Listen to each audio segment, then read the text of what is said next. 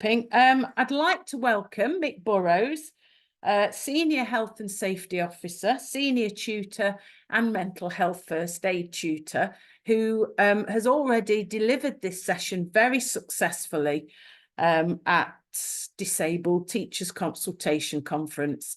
We also had a motion, didn't we, to annual conference, and it's very much at the forefront of everything that we'll be doing this year to help and support caseworkers, but members as well in the classrooms.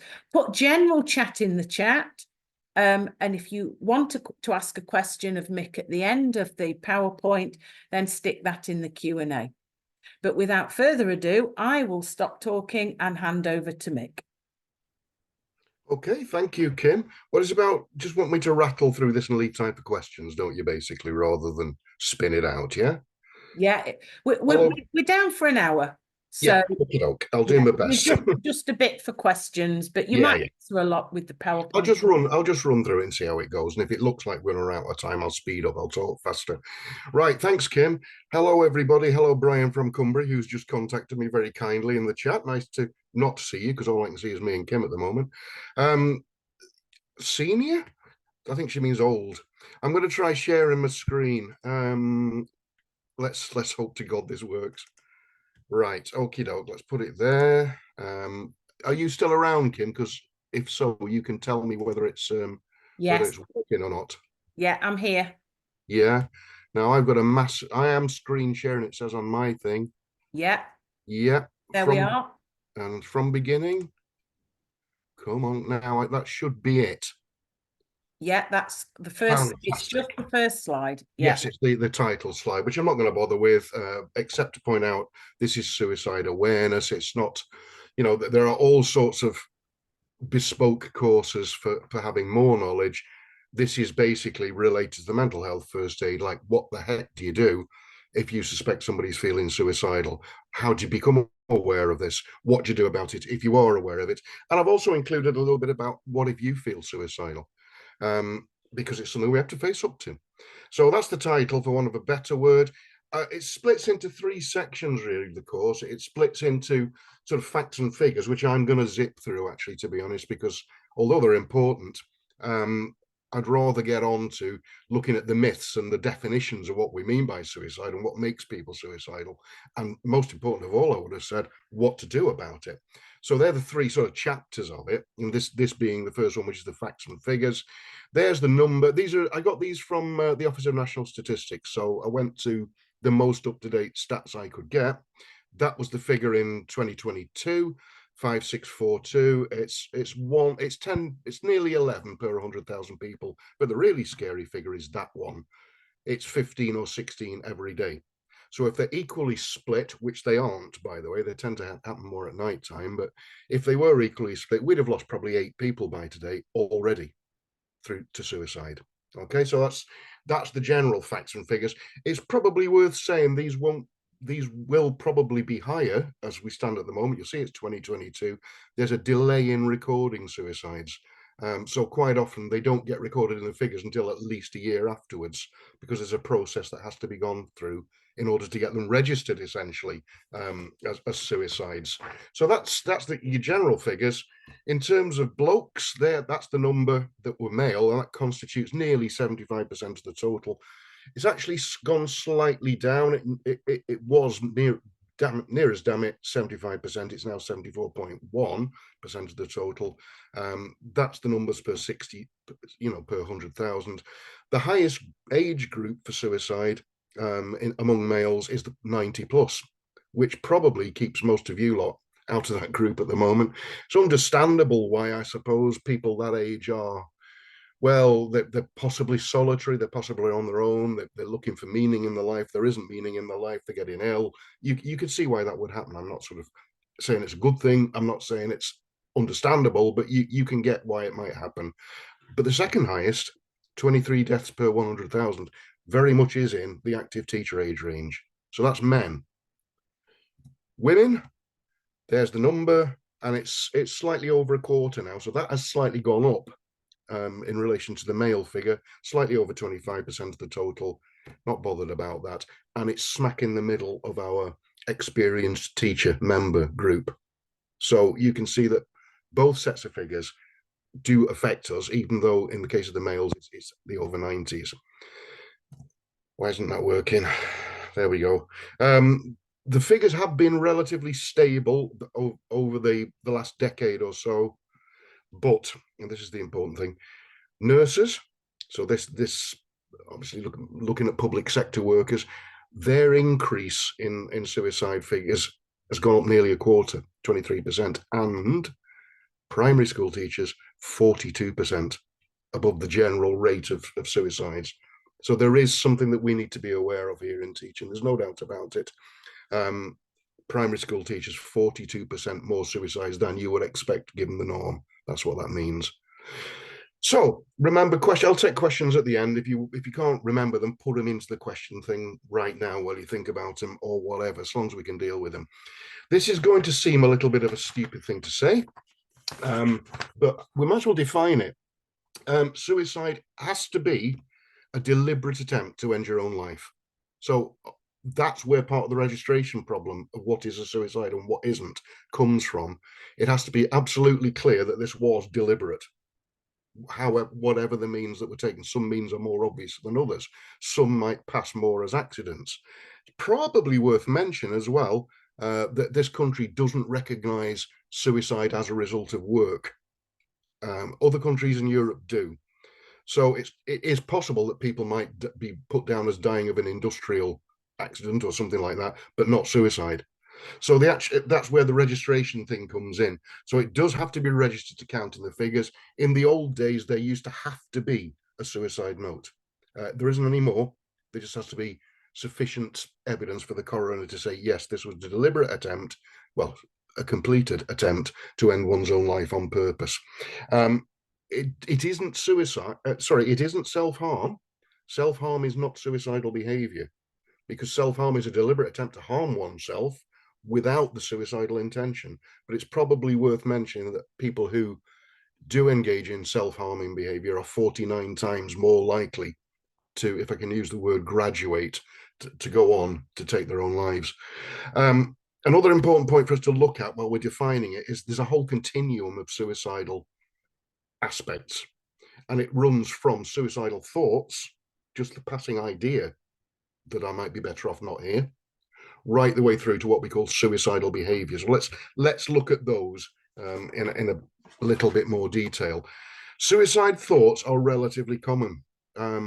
Bearing in mind there'll be a stigma possibly about admitting to it, there is still evidence to prove that somewhere in the region of 30% of adults have experienced suicidal thoughts. I'm not asking you to contribute anything that you're not comfortable with, but I'll contribute. I've had them. In a particularly dark period. It wasn't significant.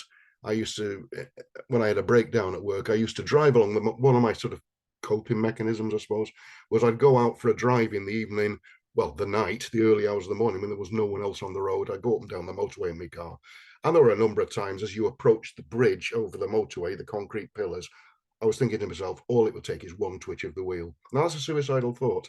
I never acted on it. I'm still here. But then I'm just saying that to point out they are relatively common. And as I say, nearly a third of adults will admit to having had them. They can be vague or impulsive, like mine was, or they may be more persistent. I'm not suggesting they're not important, by the way. I'm just saying they are not what we call suicidal behavior. They're the precursor to it, really. If you move on to act on those thoughts, and that'll probably be with the more persistent ones or the less vague ones, then you move into the sector of what this sort of spectrum of behavior that we call suicide behavior. What that involves essentially is acting on those thoughts, planning, and actually making the attempt. Now, again, it's a continuum. You might get no further than planning. You might never make the attempt, but it still constitutes suicidal behavior, because you're actually gone beyond the thought and into the well, what would happen if, and how would I do it? So it's very important, not to dismiss those thoughts, either you or anybody else. Something's clearly wrong if you've got to that kind of stage, and we don't want it to progress any further, obviously. In terms of the planning, by the way, suicide is very, very rarely impulsive. It's almost always planned. And a center of that planning is obviously the practicality of it, because it's not an easy thing for a person to do. We have all kinds of internal mechanisms stopping us trying to take our own lives and harm ourselves, and we have to overcome them somehow. We may need the means, we may need the location. And to illustrate how important the planning is and how significant it is in this process, I did hear it was an ex-Premier League footballer, I can't remember who it was some time back, talking about attempting his own suicide, on the radio this was. And he's obviously he'd not completed that action because he was still there talking on the radio. And he said what stopped him was he couldn't, he'd got the means, he got the intention of doing it, but he couldn't decide where to do it because he didn't want to upset people. He didn't want to be the discovery of his body to cause distress to other people. And that's an important story because it shows, one, how important planning is, and two, part of the mental state of somebody who's in that condition. You don't want to harm anybody else. You just simply want to erase yourself from the equation. And that planning is really, really important. So that's that one. Let's move on to why people become suicidal. Now, I want to particularly concentrate on this because I think this is vital in understanding suicide generally and some of the myths about it. And it will explain why we do what we do when we think somebody's suicidal. One, the problems that the person faces, and it's a perception, of course, appear to outweigh the perceived capacity to deal with them. Now, when we do lots of stress stuff and mental health stuff, I quite often use a bucket analogy. Imagine that you've got a bucket, that's your capacity to cope. We've all got one. They are various sizes, and actually they increase and decrease as time goes on. But we've all got this inside us, and into that bucket are tipping all the problems life throws at us. And they will be, well, we're teachers, so there's workload. We're probably, I can't see the list of who's here. Most of us are probably NASUWT activists and quite likely caseworkers. And therefore, your casework is tipping into that bucket because it's loading into you, isn't it? As people offload, you accept it all. It might be financial. It might be illness. It could be any number of things, but that bucket is trying to fill up. If it reaches the top, you cannot cope anymore. It's going to overflow and something bad's going to happen. We have at the bottom a tap that you can let some of the pressure out with. We call those coping strategies, and they'll vary. It'll depend on you, depend on me. Go out for a walk, do a bit of exercise, meditation, all kinds of different coping strategies, including the negative ones like having a bit to drink or other things. But if we come back to suicide, if that bucket's nearly full and the person cannot open the tap, feels they cannot open the tap anymore, then you're at that position. The problems are outweighing the perceived capacity to deal with them. And the important thing, of course, is the word perceived. Standing outside that situation, we might be able to say, well, we could do this or we could do that. But the person inside the situation can't see that. They are in the classic dark place. And when you're in a dark place, you can't see the way out by definition. Hopelessness is an obvious reason why people become suicidal. It's another way of saying the same thing. Hopeless. There is no hope. I cannot get any further out of this. There is no way out. Isolation can make people suicidal simply because they've got nobody to talk with. And hang on to that thought, because that is very important in how we deal with suicide. The fact that they feel there's nobody to talk to. Okay. They may feel there's a lack of support. There's nobody to help them. And again, that might be real, or they're in a dark place. They can't see where they're going. To their perception, there's no support for them. Okay. Come on, computer. There we go. Just carrying on with it a bit. Other reasons: poor mental health. It doesn't have to be mental ill health is diagnosable, like depression, PTSD, something like that, schizophrenia, all of which have high suicide rates attached to them. But it can just be poor mental health in a bad place. That can make people suicidal. Mental ill health I've just defined anyway. Hereditary, not genetic. There's no evidence it's genetically passed on. But if suicide exists in a person's family, statistically, it makes it more likely that that person could get to that stage. Very important because we're an inclusive union. If you look at the strands of inequality, race, gender reassignment, any of them, the protected characteristics, any of them that lead to discrimination can put people into dark places. So we tend to see clearly higher rates of suicidal behavior in people who would come under the protected characteristics. And remember, we've all got some of those, several of those. Some people are glass half empty. And those kind of people are less likely to be able to cope with what life throws at them when it gets serious. When things are all right, there's not a problem with that. But when things get serious, they are less likely to be able to see the way out. And it'll be different from person to person. And it will be different for you as your life goes on, different at different times. So that's what we mean by suicide. It isn't self-harm. It's a deliberate attempt to end your own life. It can be brought about by, think of the bucket filling up. You just don't have the capacity to cope with anymore. And in your mind, because it is only in your mind, there is no way out.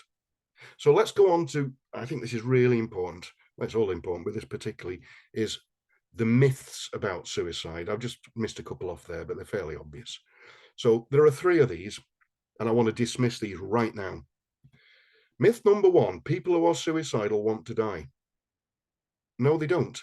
What they want is a way out of their perceived problems. And in the position that they're in now, they cannot see any other way out of those problems other than to end their life. And the phrase that summarizes it nicely is actually, suicide is a permanent solution to what is in fact a temporary problem. Problems do have a habit of going away. Some don't, some are longer term, but all those things filling that bucket in, some of them will go away. Some of them are soluble, but the person in that position can't see that. So it's not that they think there is something good about death. They just see that as an exit. So they want a way out. They don't want to die specifically. Myth number 2, people who talk about suicide don't really mean it. Well, that's wrong, completely wrong. And we certainly shouldn't be taking the chance about it. There is usually a need to confide. It's a massive thing that you're doing. And usually, unless you're totally isolated, you're going to leave people of some relationship to you behind. And you feel a will or a need, impulsion, to explain why you're doing it. So that is quite natural in somebody who's reached this stage. It may not be that they'll talk to their family because they don't want to upset their family. It may not be that they talk to their close friends because, again, they don't want to upset their close friends, but they do need to offload somewhere. And so if they talk about it, you've got to take it seriously. And the obvious thing to say is don't take a chance. If somebody talks about it, you've got to take it at face value. Carrying on with this second one, there's a myth that it's secretive and you can't tell if somebody's suicidal. Well, actually, yeah, it's secretive in the sense they don't want to upset people, but there are signs to watch out for. Now, just before I go into a slide full of suicide signs, what I want to say to you is statistically, it's likely that there are people in this webinar who've had a suicide close to them, or relatively close to them at the very least. One of the big problems I find tutoring any section of the course that includes this is that it can cause a guilt feeling in the survivors. Why didn't I see it? Why didn't I read the signs? If only. Well, you didn't. You can't help it. They're not always easy to read. And hindsight's a wonderful thing, isn't it? So what I'm saying to you is if this does apply to you, please don't take this as a stick beating you with, making you guilty. It's very hard until you realize to actually pick up those signs. But here are some signs. There may be a dramatic change in behavior. Somebody who's obviously bubbly and happy suddenly isn't, but it can be the reverse. Somebody who's low and depressed suddenly appears happy. And that's actually not because they've, quotes, recovered, but that they have decided there is a way out, and that way out is suicide. So look for dramatic changes either way in behavior. Obviously, expressions of hopelessness. If they visit suicide websites, that's a fairly nailed on one, and sadly there are a load of those around. If they appear to be making preparations and plans, you'd have to look for that. But I mean, if you know them closely enough and their behavior closely enough to see that it appears to be they are making some kind of preparation here, like they're sussing places out and times out, or they're gathering tablets, or they've got a rope, or they're looking at the train timetables when they wouldn't normally be doing it. Sorry if that sounds grim, but this is the kind of thing we need to be talking about. They will probably increase drinking or drug abuse.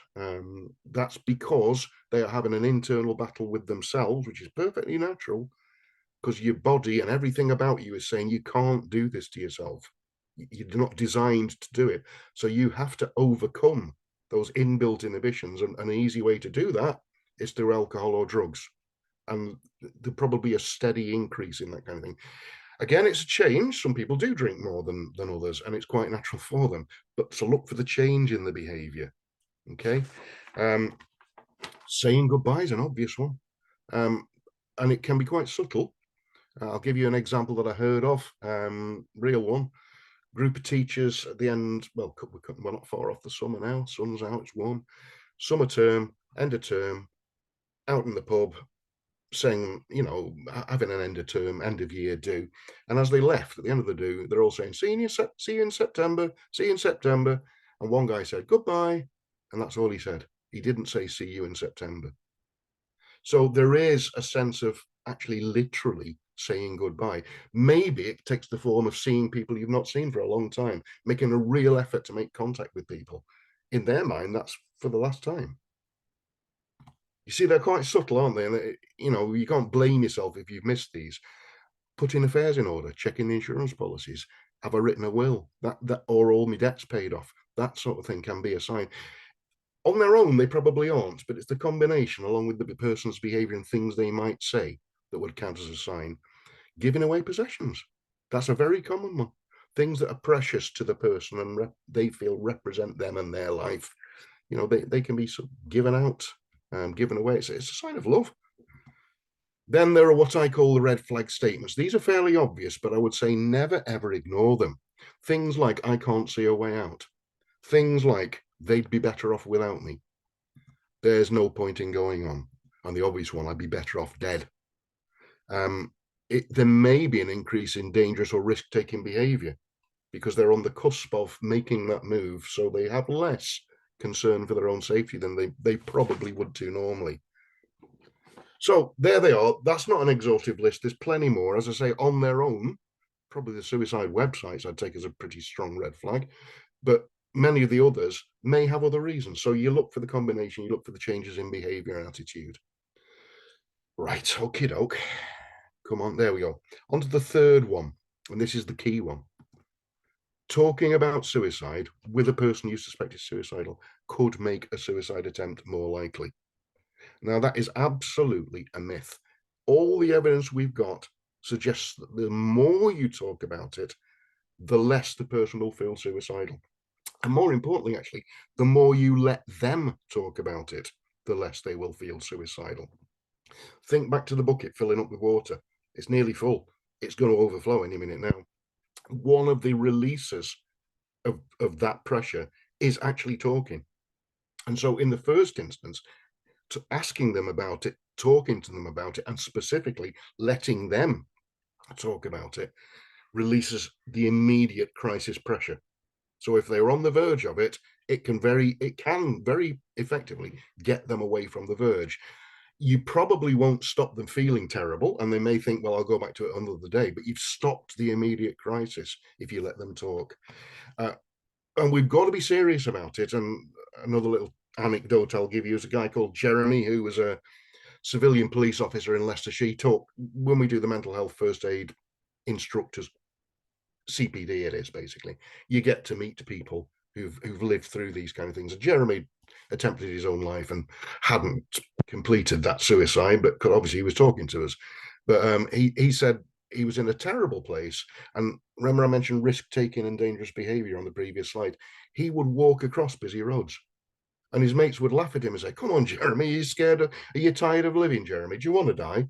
Now, actually, yes, he did. But the fact that they made a joke out of it, trying to cheer him up, jolly him along, because I suppose you would, wouldn't you, normally? Because it was jokey, he wasn't prepared to have that conversation. So it's got to be a serious conversation, ideally one-on-one in a private place to do this. Right. So what to do if somebody may be suicidal? And you can say I've numbered it. There are several of these. So we're coming into the final chapter of this little talk now. This is the practicality. And you've probably worked out from what I've just been saying what the best thing to do is. You've first of all got to connect with them. A person who's in suicidal crisis feels absolutely isolated. Now, I've been saying to you, we want them to talk about their suicide and their plans because that releases the pressure. But you don't just go straight in and do that unless it's obvious. You might just simply start by opening a conversation with them. Go over to them. The classic one, of course, you'll see it on railway stations. If you see somebody who's, in a bad way or appears to be in a bad way on their own, go and talk to them and call the transport police in. Certainly, where in many parts of the country, a common greeting is, "Are you all right?" Well, yeah, start with that. But sound as if you mean it. Are you all right? Reflect back their behavior. I've noticed you're on your own. You don't look very happy. Can I help you in any way? Are you all right? So you connect with them to start with. When you feel the time's right, and it might be sooner, it might be later, something they say, the way they look, their attitude, their response to you, ask them clearly and directly. Can I just ask, are you feeling suicidal? Simple as that. Clear and direct. If they are, the odds are they are going to say, yes, I am, as a matter of fact. And then your door is open to the conversation. Why do you feel that way? Oh, that's terrible. Don't try and help them at first. Get them to talk about it. Ask them what's brought them to this position. When you get the conversation going, ask if they've planned it. That will give you a clue as to how imminent it is. If it's imminent, you might have to call 999.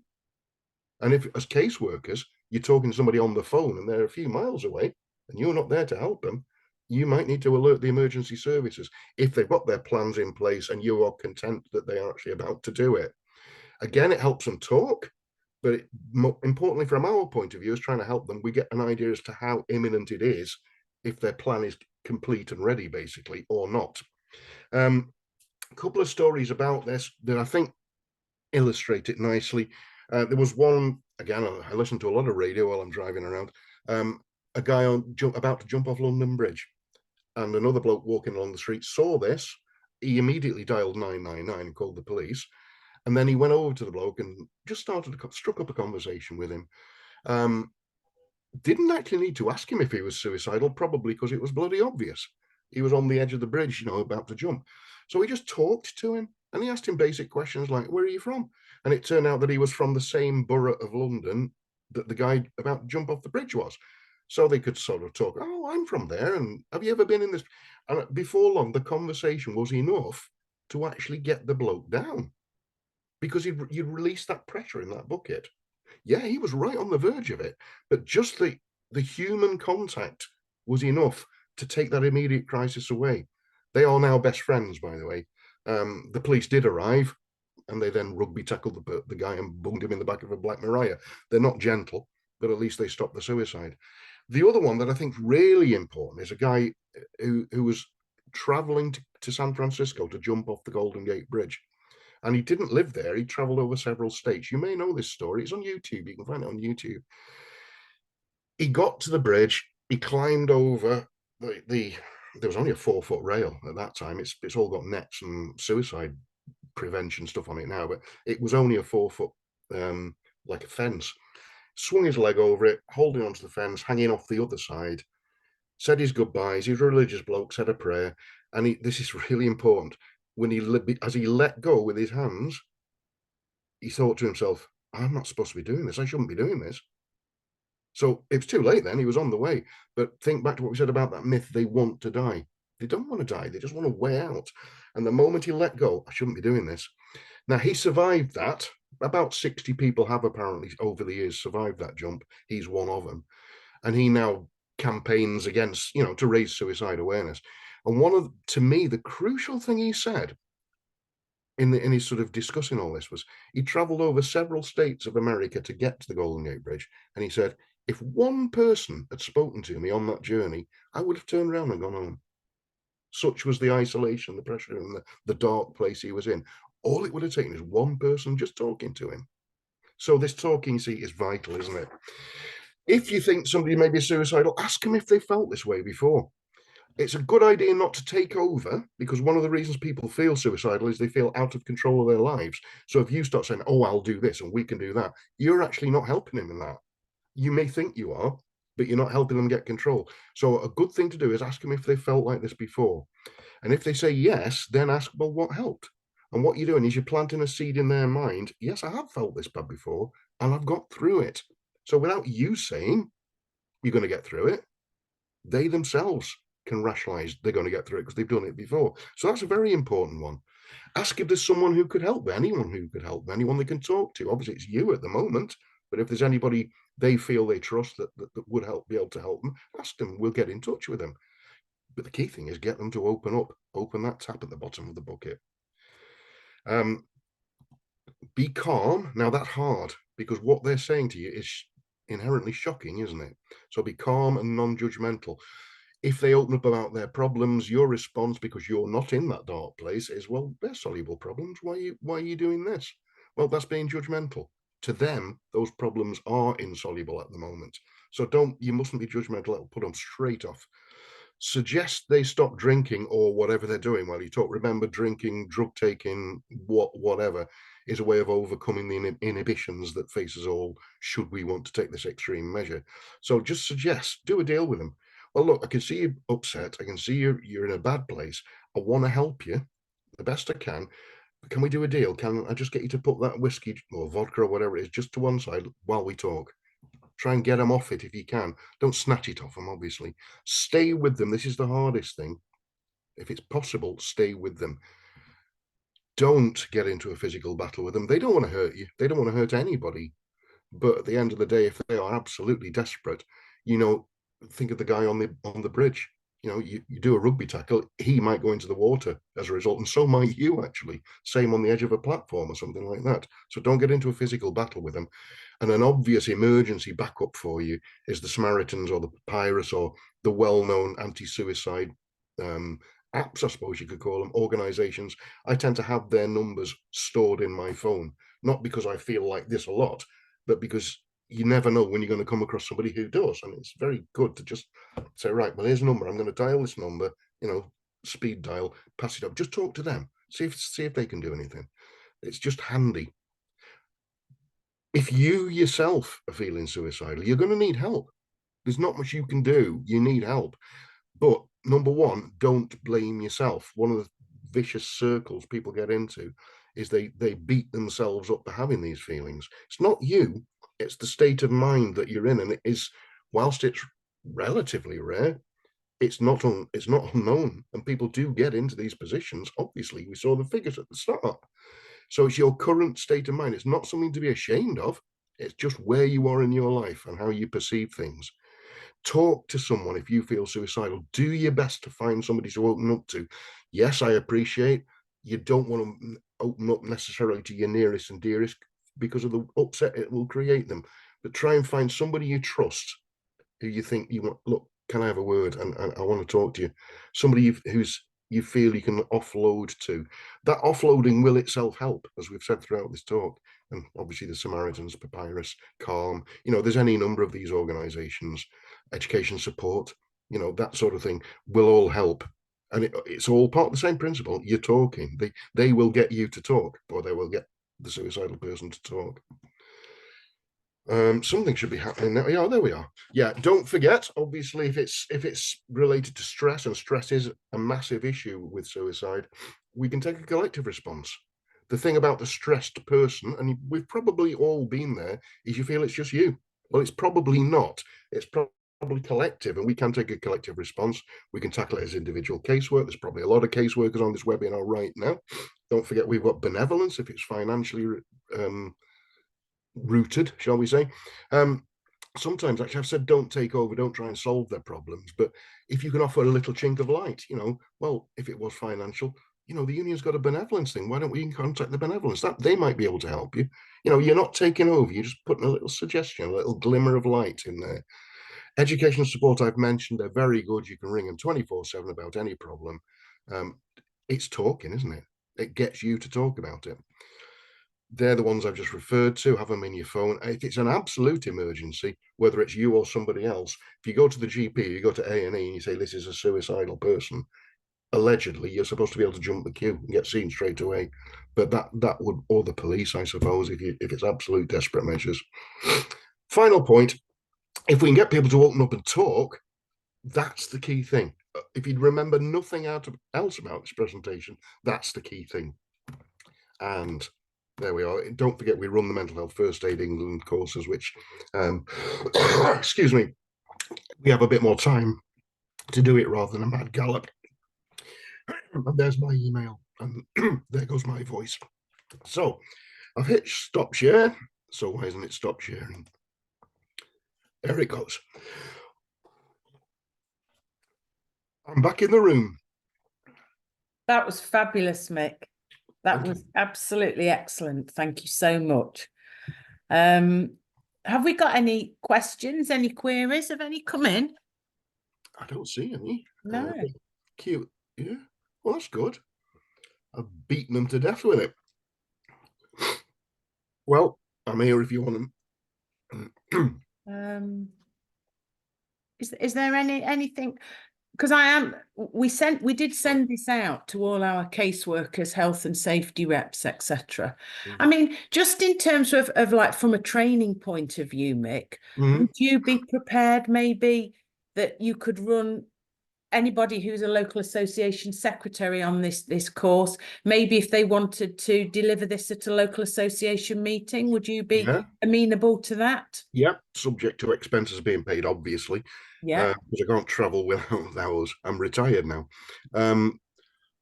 For the next year, I would say, because I'm going to get out basically and mow the lawns. But that's only if we let you, Mick.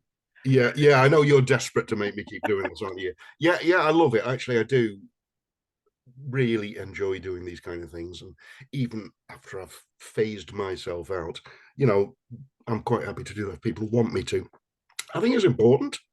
Yeah. But something's popped up in the chat there, Kim. Just have a look. Oh, Mick, oh, hello, Kate. Yeah. Oh, hello, Kate. I'll miss you too. Oh, it's like a Northwest I know, isn't it?